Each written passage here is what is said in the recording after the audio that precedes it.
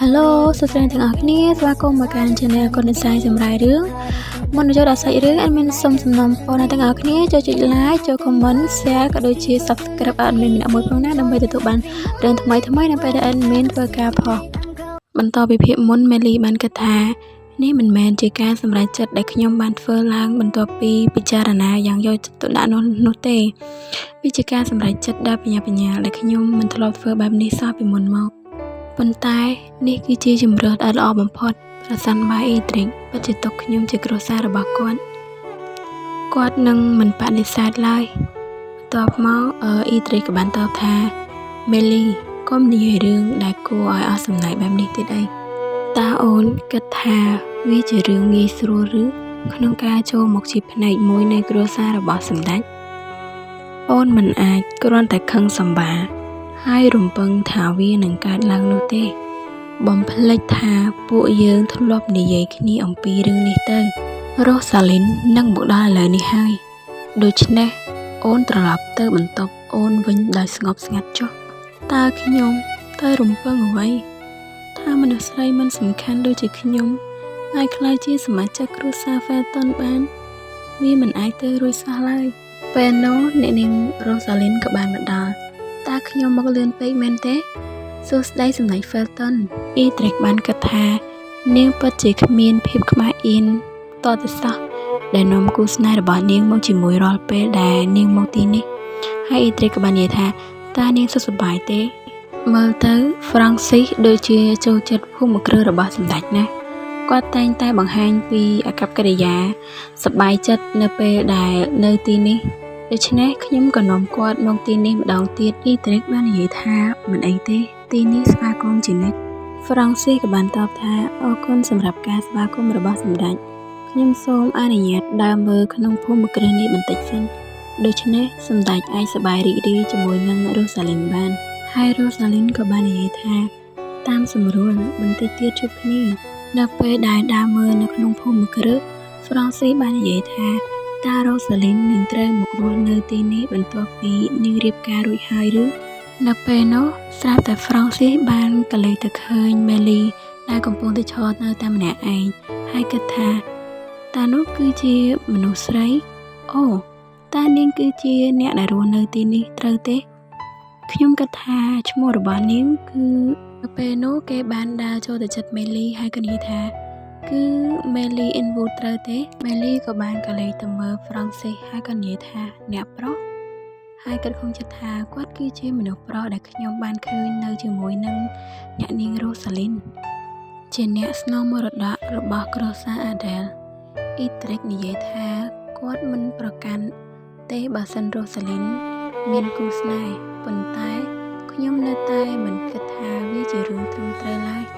ហើយអ្វីគាត់មើលទៅដូចជាមានភាពជឿជាក់ម្ល៉េះពេលនោះហ្វ្រង់ស៊ីក៏បានសួរថាឈប់សិនតើអ្នកនាងបានយំឬហើយក៏បានហុចកន្សែងដៃមួយឲ្យទៅកាន់មេលីរបស់យើងរួចនិយាយថាខ្ញុំសុំទោសដែលខ្ញុំមិនបានចាប់អារម្មណ៍មេលីក៏បានទទួលយកហើយក៏និយាយថាអូអរគុណច្រើនហ្វ្រង់ស៊ីបានតបថាយកចុះមិនចាំបាច់សងខ្ញុំវិញទេរួចគិតថាសម្ដេច Felton ដែលពាក់របាំងមុខជាបុរសល្អឥតខ្ចោះគ្រប់ពេលវេលាតែងតែមានភាពរង្គោះរង្គើពេលដែលមានអ្នកណាម្នាក់រំលឹកពីមនុស្សស្រីម្នាក់នេះមើលទៅមួយផ្លែតនាងគ្រាន់តែជាមនុស្សស្រីដែលសាមញ្ញធម្មតាម្នាក់ប៉ុន្តែតើនាងមានលក្ខទុកនិងអាចកំបាំងពិសេសអ្វីខ្លះទៅនាងមានរាងកាយស្គមហើយរាងកាយស្លេកស្លាំងវាហាក់ដូចជាការយំយែករបស់នាងធ្វើឲ្យបរោះមានចំណងអ្វីម្យ៉ាងប៉ុន្តែតើនេះមិនមែនជាចំណុចខ្វះខាតទេឬដែលត្រូវបានគេចាត់ទុកថាជាសម្រស់ដ៏សោកសៅខ្ញុំសង្ឃឹមថាលើកក្រោយពួកយើងនឹងអាចជួបគ្នាម្ដងទៀតប៉ុន្តែតើអាចនឹងមានអ្វីប្រែប្រួលទេប្រសិនបើនាងញញឹមអញ្ចឹងលើកក្រោយខ្ញុំនឹងព្យាយាមធ្វើឲ្យអារម្មណ៍របស់នាងបានល្អជាងនេះបន្តិចបន្ទាប់មកគេក៏បង្ហាញអំពី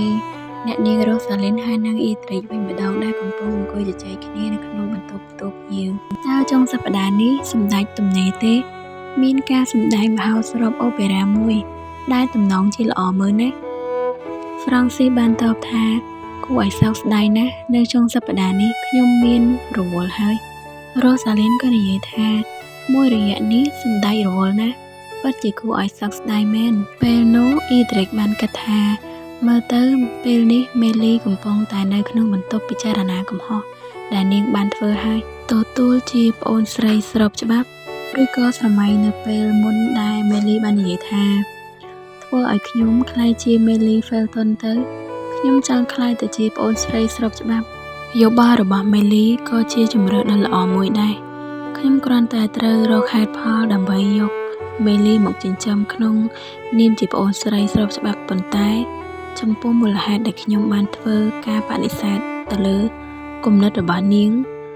សូម្បីតែខ្ញុំក៏មិនច្បាស់ដែរហេតុអ្វីបានជាខ្ញុំមានអារម្មណ៍ថាស្អប់ខ្ពើមចំពោះគំនិតដែលឲ្យមេលីខ្លាយតែជាប្អូនស្រីរបស់ខ្ញុំភ្លាមៗបែបនេះតើខ្ញុំកើតអ្វីទៅតើមិនមែនខ្ញុំចូលចិត្តចំណាយពេលជាមួយមេលីទេឬទោះបីជានាងពេញវ័យហើយក៏ដោយក៏គំនិតរបស់ខ្ញុំមួយនោះមិនបានផ្លាស់ប្ដូរដែរប្រកាសណាស់មេលីពីកុមារភាពរបស់ខ្ញុំបានរសាត់បាត់ទៅបន្តិចម្ដងហើយប៉ុន្តែទំនាក់ទំនងរបស់ពួកយើងមិនបានប្រែប្រួលសោះឡើយវាគឺជាមេលីតែម្នាក់គត់ដែលព្យាយាមចង់ផ្លាស់ប្ដូរយ៉ាងគួរឲ្យស្អប់ខ្ពើមត្រូវហើយមេលីគឺជាមនុស្សគួរឲ្យស្អប់ខ្ពើមនិងមិនសំខាន់អ្វីទាល់តែសោះនាងគ្មានទាំងតម្លៃដែលអាចសំបីតែចង់កេងប្រវ័ញ្ចអ្វីបន្តិចសោះឡើយបែបនេះហើយខ្ញុំនៅតែយកចិត្តទុកដាក់ចំពោះនាងដោយសារក្តីបារម្ភរបស់ខ្ញុំប៉ុន្តែតើនោះអាចជាហេតុផលដែលខ្ញុំមិនអាចក្លាយជាបងប្អូនស្របច្បាប់ជាមួយមេលីបានរឿងតែមួយគត់ដែលនឹងផ្លាស់ប្ដូរបានគឺខ្សែបន្ទាត់តែមួយត្រូវបានគូសនៅក្នុងមេធាងគ្រួសារខ្សែបន្ទាត់មួយនឹងត្រូវបានបង្កើតឡើង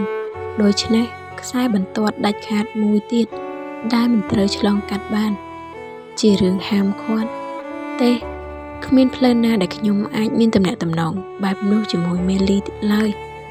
តើវាដោយសារតែខ្ញុំមិនបានចូលចិត្តនាងគ្រប់គ្រាន់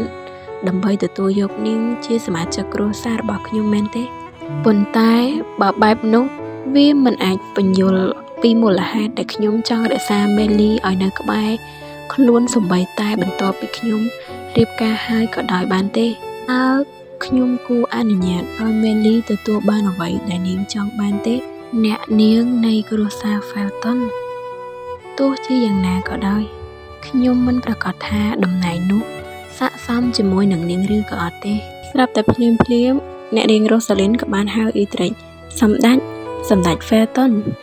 តើសម្ដេចកំពុងតែផ្លឹកគិតអ្វីហ្នឹងខ្ញុំហៅសម្ដេចច្រើនដងហើយប៉ុន្តែសម្ដេចមិនឮអ៊ីត្រិចក៏បានតបថាខ្ញុំសុំទោសផងអ៊ីត្រិចបានគិតបន្តថាខ្ញុំបានសម្រេចចិត្តហើយប៉ុន្តែ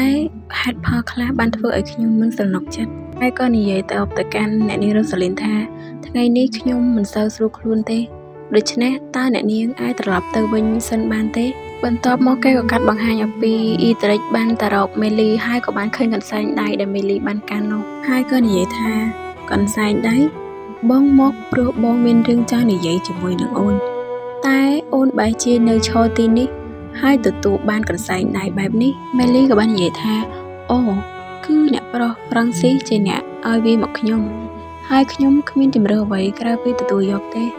តើត្រឹមសំណើសូមរៀបការមិនគ្រប់គ្រាន់ឬឥឡូវនេះអូនចង់ក្លាយទៅជាស្រីកំណាន់របស់អ្នកដទៃទៅហើយបងប្រាប់ឲ្យអូនត្រឡប់ទៅបន្ទប់វិញប៉ុន្តែអូននៅតែនៅទីនោះតើអូនលែងស្ដាប់សម្ដីរបស់បងហើយឬក៏ឥឡូវនេះអូនកំពុងតែដល់ដំណាក់កាលចង់ប្រឆាំងជាមួយបងហើយមេលីក៏បានតបថាវាមិនមែនបែបនេះទេអ៊ីត្រិកក៏បាននិយាយបន្តគួរឲ្យសោកស្ដាយណាស់មេលីទោះបីជាអ្នកប្រុសហ្វ្រង់ស៊ីគឺជាអាយ៉ងរបស់គ្រួសារអាដែលក៏ដោយក៏អូនមិនអាចស្ថិតនៅក្នុងលំដាប់ដែលអាចតាក់ទងជាមួយគេបានដែរពេលនេះគេគឺជាគូស្នេហ៍របស់អ្នកនាង Rosalind តើអូនគិតថាគេនឹងមកចាប់អារម្មណ៍មនុស្សស្រីដូចជាអូនឬមេលីបានសម្លឹងមើលទៅកាន់ទឹកមុខរបស់អ៊ីត្រិចរួចក៏គិតក្នុងចិត្តថា សំឡេងស្រាលតែបង្កប់ទៅដោយពាក្យដ៏ឈឺចាប់តើខ្ញុំត្រូវទ្រាំស្ដាប់នៅពាក្យដ៏សែនឈឺចាប់ពីលោករហូតដល់ពេលណាពេលនោះមេលីបំរុងតែនឹងនិយាយហើយអ៊ីទ្រិចក៏បាននិយាយកាត់បងនឹងធ្វើឲ្យអូនក្លាយទៅជាមេលី Felton នៅពេលដែលឮបែបនេះមេលីមានអារម្មណ៍ថាភ្ញាក់ផ្អើលអ៊ីទ្រិចក៏និយាយថាមុននេះបងសម្រេចចិត្តលឿនពេកបងដឹងថាមុននឹងអូននិយាយពាក្យបែបនេះអូនច្បាស់ជាបានគិតមកជាយូរណាស់មកហើយបងបារម្ភថាបងអាចនឹងធ្វើឲ្យអូនឈឺចាប់បងគ្រាន់តែត្រូវការឲ្យអូនសន្យាតែប៉ុណ្ណោះអូនត្រូវសន្យាថាទោះបីនៅថ្ងៃអនាគតមានអ្វីកើតឡើងក៏ដោយអូននឹងមិនផ្លាស់ប្ដូរទេមេលីបានហៅឈ្មោះអ៊ីទ្រិចតែទៅភ្នែករលឹងរលោងដោយសេចក្តីរំភើបហើយគិតក្នុងចិត្តថាខ្ញុំប៊ីតែយល់ច្រឡំជាមួយនឹងអ៊ីទ្រិចទៀតហើយក៏និយាយថាយល់ព្រមខ្ញុំនឹងសន្យាកុំបារម្ភអីខ្ញុំនឹងមិនផ្លាស់ប្ដូរឡើយរួចគិតថាអ៊ីទ្រិចយកចិត្តទុកដាក់ជាមួយនឹងខ្ញុំខ្លាំងណាស់អរគុណចំណែកអ៊ីទ្រិចវិញបានធ្វើទឹកមុខឡើងត្រជាក់ហើយគិតថា Francis Adele មនុស្សចង្រៃដែលអត់ប្រយោជន៍មួយនោះកំពុងតែធ្វើជាឆ្អឹងទៅទឹងករបស់ខ្ញុំហើយក៏ក្តាប់កន្សែងដៃនោះយ៉ាងណែនចំណែកឯអ្នកនាង Rosalind ហើយនិង Francis កំពុងធ្វើដំណើរតាមរទេះសាសហើយអ្នកនាង Rosalind ក៏បាននិយាយថាមិនគួរឲ្យជឿសោះឯងដឹងទេថាថ្ងៃនេះសម្ដេច Felton នោះបដិសេធការអញ្ជើញរបស់ខ្ញុំទៀតហើយប៉ុណ្ណឹងហើយនៅមិនទាន់គ្រប់គ្រាន់គេនៅបណ្ដេញឲ្យខ្ញុំចេញមកវិញទៀត Francis ក៏បាននិយាយប៉ុន្តែក្រែងការរៀបការដែលរៀបចំដោយចាស់ទុំតែងតែបែបនេះមិនមែនឬគ្រាន់តែបណ្ដោយតាមនេះទៅយ៉ាងណាអូននៅមានបងដែរតាស្រាប់តែពេលនោះអ្នកនាង Rosalind ក៏បានធ្វើការកវាសដៃ Francis ចេញហើយក៏និយាយថាកុំមកចង់ប៉ះខ្ញុំទោះបីជាគ្រួសារ Felton បែបណាក៏ដោយពួកគេមិនអាចប្រតិបត្តិដាក់ខ្ញុំដែលជាកូនស្រីរបស់លោកអុកញ៉ា Adele បែបនេះបានទេបន្ទាប់មកគេក៏បង្ហាញអំពីកាលនៅពីក្មេងរបស់ Francis ដែលត្រូវបានគ្រួសាររបស់អ្នកនាង Rosalind ធ្វើការជ្រើសរើសយកទៅចិញ្ចឹមហើយក៏និយាយថា Francis ឯងពិតជាសំណាងណាស់ក្នុងចំណោមយុវជនដែលមានសិទ្ធិទាំងអស់នៅក្នុងគ្រួសាររបស់យើងឯងត្រូវបានជ្រើសរើសឲ្យក្លាយជាអ្នកស្នងមរតកនៃគ្រួសាររបស់យើងចាប់ពីពេលនេះតទៅឯងអាចទទួលបានអ្វីដែលឯងចង់បានហើយក៏អាចធ្វើអ្វីដែលឯងចង់ធ្វើបានដែរលើកលែងតែម្យ៉ាងទេគឺคล้ายទៅជាសមាជិកពេញសិទ្ធិនៅក្នុងគ្រួសាររបស់ពួកយើងរួចគេក៏បង្ហាញឲ្យឃើញថាដោយសារតែជាកូនតូចនៅក្នុងគ្រួសារ Rosalind មិនអាចទទួលមរតកពីគ្រួសារបានទេព្រោះតែនាងគឺជាមនុស្សស្រីជាមូលហេតុដែលគ្រួសាររបស់នាងបានជ្រើសរើសក្មេងប្រុសមកពីគ្រួសារសាច់ឆ្ងាយរបស់ពួកគេធ្វើជាអាយ៉ងទទួលមរតកជំនួសនាងក្រោយមកបន្ទាប់ពី Rosalind រៀបការហើយមានកូនជាមួយនឹងសម្ដេចដែលមានឋានៈនិងតំណែងនោះនឹងត្រូវបានផ្លាស់ប្ដូរទៅឲ្យកូនរបស់នាងវិញក្រោយពីនោះតួជំនួសក៏នឹងត្រូវបានអស់តួនាទីហើយនឹងត្រូវបានគេបោះបង់ចោលទាំងនេះហើយគឺជាជីវិតនិងជោគវាសនារបស់ Francis Adele Francis បានគិតថាខ្ញុំចង់បានគ្រួសារពិតប្រាកដមួយមិនមែនគ្រាន់តែជាសាច់ញាតិដែលលក់ខ្ញុំស៊ីឬក៏មនុស្សដែលរស់នៅក្នុងគ្រួសារនេះចាំតែប្រើប្រាស់ខ្ញុំទេគ្រួសារដែលខ្ញុំបានជ្រើសរើសដោយខ្លួនខ្ញុំផ្ទាល់ពេលនោះអ្នកនាង Rosalind នៅពីក្មេងបាននិយាយថាតើឯងគឺជា Francis មែនទេខ្ញុំឈ្មោះ Rosalind ហេឯងពិតជាសង្ហាមែននោះជាហេតុផលដែលខ្ញុំបានឃើញរូបនាងរូបភាពមួយនោះជារូបភាពដែលបង្ហាញអំពីមនុស្សដែលប្រហែលជាស្រឡាញ់ឋានៈរបស់នាងខ្លាំងណាស់ហើយក៏ប្រហែលជាអាចបង្កើតគ្រួសារមួយដែលខ្ញុំតែងតែចង់បានប៉ុន្តែនៅចុងបញ្ចប់ Rosalind ក៏បាននិយាយថាខ្ញុំនឹងត្រូវរៀបការជាមួយនឹងសម្ដេច Felton ហើយ Francis បានគិតថានាងមិនបានខុសប្លែកគ្នាអ្វីបន្តិចសោះជាមួយនឹងពួកអភិជនទាំងនោះឥឡូវនេះ Rosalind មិនមានក្តីស្រឡាញ់និងសេចក្តីសង្ឃឹមនៅសល់ទៀតឡើយប៉ុន្តែខ្ញុំក៏មិនអាចធ្វើអ្វីបាននោះទេក្មេងស្រីម្នាក់នោះក៏មើលទៅមិនមានអំណាចអ្វីដែរខ្ញុំគិតថានាងក៏នឹងត្រូវបានបញ្ចុះបញ្ចូលនិងបោកប្រាស់ដោយសម្ដេច Felton ដែរហើយគេក៏បាននិយាយទៅកាន់ Rosalind ថាទោះជាយ៉ាងណាអូនមិនចាំបាច់បារម្ភច្រើនពេកនោះទេបងគិតថាសម្ដេច Felton នឹងមានអារម្មណ៍សុំទោសចំពោះការបដិសេធការអញ្ជើញរបស់អូនហើយ Rosalind ក៏បានតបថាពិតមែនឬ ពិតណាស់ដូច្នេះសប្តាហ៍ក្រោយចាំយើងទៅម្ដងទៀតចុះ Rosalind ក៏បាននិយាយថាជាកំណត់ល្អហើយ Francis ក៏បានគិតទៀតថាវាមិនអាក្រក់ពេកទេក្នុងការទៅជួបនាងម្ដងទៀតទោះបីជាវារៀងលឿនបន្តិចក៏ដោយមួយសប្តាហ៍ក្រោយមក Rosalind ហើយនិង Francis ក៏បានធ្វើការទៅជួបជាមួយនឹង Edric ម្ដងទៀតសម្ដេច Felton សម្ដេចនៅផ្ទះដែរតែមែនទេខ្ញុំសុំទោសដែលមកដោយមិនបានប្រាប់ជាមុនខ្ញុំគិតថានឹងត្រឡប់ទៅវិញប្រសិនបើសម្ដេចមិននៅផ្ទះ Edric ក៏បានញញឹមទៅកាន់ពួកគេទាំងមិនចង់ហើយក៏និយាយថាមិនជាបញ្ហាអ្វីទេប៉ុន្តែខ្យល់អ្វីបើអ្នកនាងមកដល់ទីនេះព្រះអើយតើខ្ញុំត្រូវការហេតុផលដែរឬក្នុងការមកជួបជាមួយនឹងអនាគតស្វាមីរបស់ខ្ញុំគ្រាន់តែចង់ជួបសម្ដេចធម្មតាប៉ុណ្ណោះខ្ញុំគ្រាន់តែចង់មកអង្គុយផឹកតែពី3ពែងជាមួយនឹងសម្ដេចហើយនឹងត្រឡប់ទៅវិញហើយEdric ក៏បាននិយាយថាគួរឲ្យសោកស្ដាយណាស់ផ្ទះរបស់ពួកយើងថ្ងៃនេះអស់ស្លឹកតែទៅហើយប៉ុន្តែបើទឹកសធម្មតាអ្នកនាងអាចទទួលយកបានសូមអញ្ជើញចូលមកខាងក្នុងចុះនៅពេលឃើញបែបហ្នឹង Francis ក៏បានធ្វើការដើរចេញពីពួកគេហើយក៏បានគិតក្នុងចិត្តថាពួកគេទាំងពីរនាក់ខិតខំអស់ពីសមត្ថភាពដើម្បីដាក់បន្ទុកឲ្យគ្នារៀងខ្លួនពិតជាពួកអភិជនពិតមែនតា Melly Enwood នៅណាគេក៏បានដើរសម្ដៅទៅកាន់បន្ទប់មួយរួចក៏និយាយថាសួស្ដីតើមានអ្នកណានៅខាងក្នុងទេហើយគេក៏បាននិយាយបន្តទៀតថាខ្ញុំឆ្ងល់ថាតិចនាងលួចតែយំម្នាក់ឯងទៀតទៅពេលនោះគេក៏បានឃើញសភៅមួយនៅលើតុទុកចោលហើយក៏បានគិតថាតើវាជាសភៅកត់ត្រាបន្ទាប់មកគេក៏បានធ្វើការបើកវាមើលហើយក៏និយាយថាទេវាជាសភៅកំណត់ហេតុទេតាស្របពេលនោះដែរ Melly ក៏បានមកដល់ហើយក៏និយាយថាតើអ្នកប្រុសកំពុងតែធ្វើអ្វីហ្នឹង Francis ក៏បានងាកទៅមើល Melly ហើយក៏និយាយថាអាយ៉ាត្រឡប់មកវិញហើយឬស្រាប់តែពេលនោះ Melly ក៏បានស្ទុះទៅដណ្ដើមសៀវភៅកំណត់ហេតុរបស់នាងចេញពី Francis វិញឬក៏និយាយថា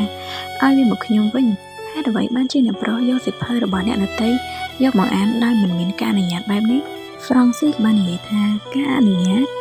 អញ្ចឹងតើអ្នកនាងបានសុំការអនុញ្ញាតក្នុងការស្រឡាញ់សម្ដេច Felton ហើយមែនទេ Melly ក៏បាននិយាយថាតើអ្នកប្រុសកំពុងតែនិយាយអំពីអ្វី Francis ក៏បានតបថាអ្នកនាងបានសរសេររឿងរ៉ាវស្នេហាយ៉ាងវែងអន្លាយនៅក្នុងសៀវភៅកំណត់ហេតុប្រចាំថ្ងៃរបស់អ្នកនាងហើយអ្នកនាងនៅធ្វើដូចជាមិនដឹងរឿងអ្វីទៀតតែអ្នកនាងចូលចិត្តអ្វីអំពីបរិសម្នាក់នោះហេតុអ្វីបានជាអ្នកនាងមិនសារភាពអារម្មណ៍របស់អ្នកនាងទៅ Melly ក៏បាននិយាយថាតើវាមានប្រយោជន៍អ្វីទៅនៅពេលដែលពិធីមង្គលការបានកំណត់ទុករួចទៅហើយ Francis ក៏បាននិយាយបន្តនេះគឺជា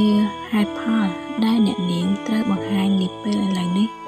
ព្រោះបន្តិចទៀតគាត់នឹងក្លាយទៅជាមនុស្សរបស់អ្នកដទៃអ្នកណាអាចដឹងមុនទៅអ្នកនាង Melly ជួនកាលការសារភាពស្នេហ៍របស់អ្នកនាងអាចធ្វើឲ្យមានការរង្គោះរង្គើចិត្តដល់សម្ដេច Felton ក៏ថាបាន Melly ក៏បាននិយាយថាវានឹងមិនអាចកើតឡើងឡើយហើយទោះបីជា Edric ទទួលយកអារម្មណ៍របស់ខ្ញុំក៏ដោយខ្ញុំគ្មានបំណងចង់ឲ្យខ្លួនឯងស្ថិតនៅក្នុងតំណែងដូចជាអ្នកប្រុសឡើយព្រោះទោះជាយ៉ាងណាខ្ញុំនឹងមិនធ្វើជាស្រីកំណាន់របស់គាត់ឡើយប្រសិនបើអ្នកប្រុសពិតជាបារម្ភអំពីអ្នកនាង Rosalind មែនសូមអ្នកប្រុសដោះលែងនាងទៅ Francis បានតបអ្នកនាងកំពុងតែប្រាប់ខ្ញុំឲ្យខ្ញុំស្គាល់ពីទីកន្លែងរបស់ខ្លួនឯងមែនទេអ្នកនាងពិតជានារីក្លាហានមែនប៉ុន្តែអ្នកនាង Melly នៅពេលដែលអ្នកនាងបានភ្លក់រសជាតិវាហើយអ្នកនាងនឹងផ្លាស់ប្ដូរចិត្តក្តីសង្ឃឹមគឺពិតជាមានរសជាតិផ្អែមជាងអ្វីទាំងអស់ស្រាប់តែពេលនោះក៏មានមនុស្សដែលមកដល់ឃើញថាពួកគេកំពុងតែស្និទ្ធស្នាលគ្នាហាក់ដូចជាថោកគ្នាអញ្ចឹងហើយយើងមិនដឹងថាអ្នកដែលដើរមកឃើញនឹងគឺជានរណានោះទេហើយសាច់រឿងរបស់យើងក៏សូមស្រេចតាមនឹងសូមទាំងអស់គ្នារងចាំទស្សនាភាពបន្តសូមអរគុណសូមជម្រាបលាបាយ